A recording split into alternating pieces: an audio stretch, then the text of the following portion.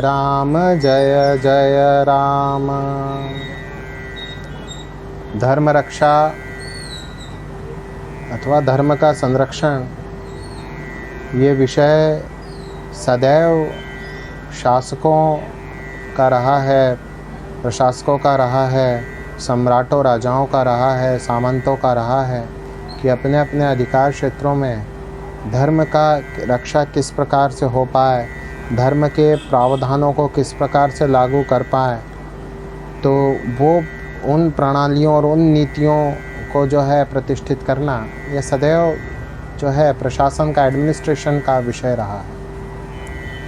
किंतु धर्म संवर्धन अथवा धार्मिक प्रणालियाँ सदैव तपस्वी धर्माचार्यों का कार्यक्षेत्र रहे हैं।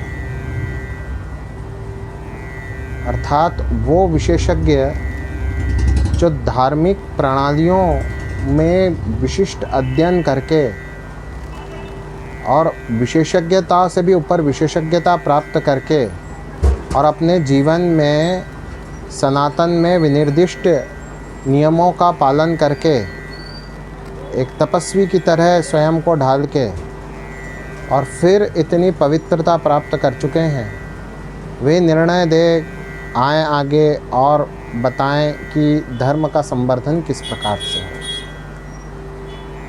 ये एक सुचारू प्रणाली है। मैं नतमस्तक हूँ श्री स्वामी विद्यारण्य जी सरस्वती महाभाग के श्री चरणों में, जो आज ब्रह्मलीन है किंतु आपकी दिव्य आभा, दिव्य प्रभा आपके कृतित्व के माध्यम से अब भी हमारे लिए प्रकाश पुंज का कार्य कर रही है। आपने हरिहर और बुक्का के साथ मिलकर के इसी प्रकार के समायोजन से युक्त प्रणाली को प्रकट किया था कि जहाँ स्वामी जी महाराज जो है वो तो धार्मिक परिक्षेत्र अथवा नैतिक परिक्षेत्र इन सब पर बड़ा भारी कार्य कर रहे थे, और इधर जो है प्रशासन किस प्रकार से धर्म का संवर्धन कर सके, किस प्रकार धर्म की रक्षा कर सके, किस प्रकार धार्मिक मानदंडों को बचा सके विधर्म से, उन सब पर जो है बहुत बड़ा भारी काम कर रहे थे। आगे चल के बड़ा फला फूला विजयनगर साम्राज्य।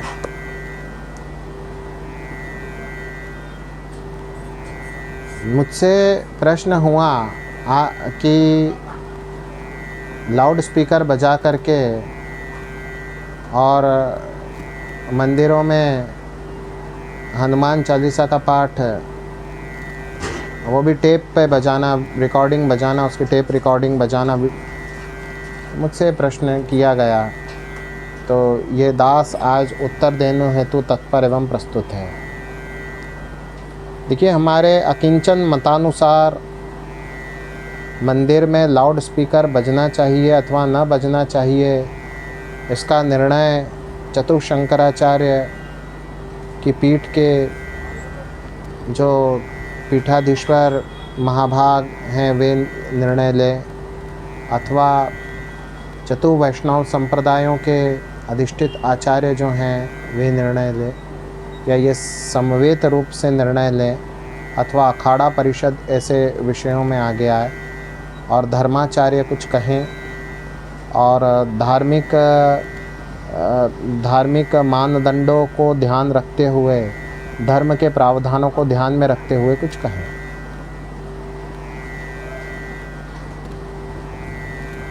किसी मज़हब में लाउड स्पीकर बजता है, किसी को यदि उस लाउड स्पीकर के ध्वनि से पीड़ा अनुभव हो रही है, तो पीड़ा के लिए उसके पास 4 मार्ग आरंभ से ही उपलब्ध है। या तो कलेक्टर, नगर निगम, नगर निकाय, अथवा जो है जितनी शासकीय संस्थाएं हैं इस प्रकार की, वहाँ जाएं, नगर निगम में जाएं, कलेक्टर के पास जाएं, जन सुनवाई इत्यादि होती है। दूसरा, जो क्षेत्र के मान्य नेतृत्व है, जैसे कि बड़े नेता, उस क्षेत्र के विधायक, सांसद, इनके पास जाएं। तीसरा, फिर थाने तो सभी के लिए खुले हुए हैं, थाने में जाकर के न्याय मांगे अथवा कोर्ट में जाकर के न्याय मांगे कि हमको किसी ध्वनि विस्तारक के प्रयोग से पीड़ा हो रही है। ये 4 मार्ग किसी के भी समक्ष खुले हुए हैं। इन 4 मार्गों में जाएं अथवा सामाजिक संस्थाएं निर्णय करें, उनके पास जाएं। वे संस्थाएं निर्णय करेगी कि इन लोगों को अथवा इस व्यक्ति विशेष को बड़ी पीड़ा हो रही है। किंतु धर्मोत्थान के लिए क्या किया जाना अथवा कौन से पाठ का किया जाना उचित है अथवा कौन सी पूजा पद्धति का किस समय किया जाना उचित है, इसका निर्णय केवल धर्माचार्य लें। या किंचन दास भी कुछ कहने अथवा मत रखने हेतु प्रस्तुत एवं तत्पर हैं, और मेरा मत स्पष्ट है कि संध्योपासन, त्रिकाल संध्योपासन सनातन में विनिर्दिष्ट प्रक्रिया है जो कि मानव मात्र के लिए आवश्यक मानी गई है। धर्मानुयायियों के लिए ये बिल्कुल किसी भी प्रकार से छोड़ी न जाए ऐसी प्रक्रिया है, तो इसका पालन तो सभी को करना चाहिए। बलि, वैश्वदेव, ब्रह्म यज्ञ और नित्य होम इत्यादि अन्य प्रक्रियाएं भी सभी के लिए पालनीय उपलब्ध है, सबको उसका पालन करना चाहिए। शास्त्रों में कहीं नहीं दिखा है ना कि लाउड स्पीकर बजाओ और लोगों की नींदें अथवा लोगों का जीवन जो है उसमें पीड़ा और त्रास को उत्पन्न करो। जैसे कि 1-2 वीडियो मुझे दिखाए गए जिसमें विदेशों में आधी रात्रि को, अर्धरात्रियों को हनुमान चालीसाएँ बजा दी गई कि वो बजा रहे हैं तो हम भी बजाएंगे। वो बजा रहे हैं और आपको पीड़ा हो रही है तो उसका समाधान करो, कम करवाओ उनकी स्वर को, अथवा उनके स्वर को अगर आप समाप्त करवा सकते हो तो कुछ मार्ग निकालो उसके लिए। नहीं होना ये स्वर, परंतु स्वयं बजा करके और विषय को विकृत बनाने की क्या आवश्यकता है कि स्वयं भी बजाने लग गए। मंदिरों की एक प्रणाली, एक पद्धति पर प्रकाश डालना आवश्यक है। ये दास भी ऐसे अवस्था में भगवान द्वारा पहुंचाया गया है कि जहां कुछ कह सके, कुछ निर्देश जारी कर सके, तो मैं तो निर्देश जारी करूंगा सो करूंगा।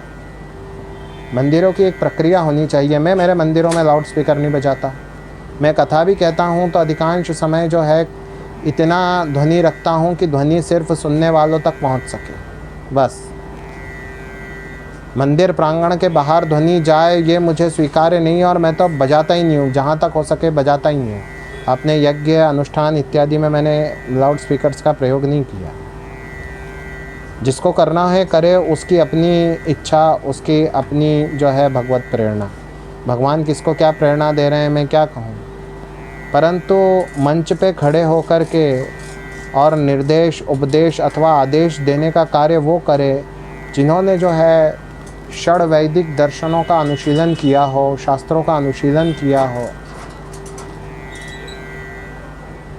यदि किसी कॉलोनी में लाउड स्पीकर बजता है तो आवश्यक नहीं है कि सभी लोग जो है आध्यात्मिक भावनाओं से ओतप्रोत हो। कोई उस समय कुछ काम कर रहा है, कोई कुछ कर रहा है, कोई रोगी है, कोई विद्याध्ययन कर रहा है, कोई ध्यान केंद्रित कर रहा है।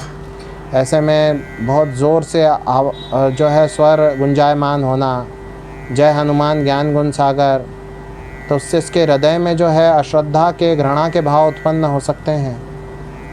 तो हम ऐसा क्यों होने दें?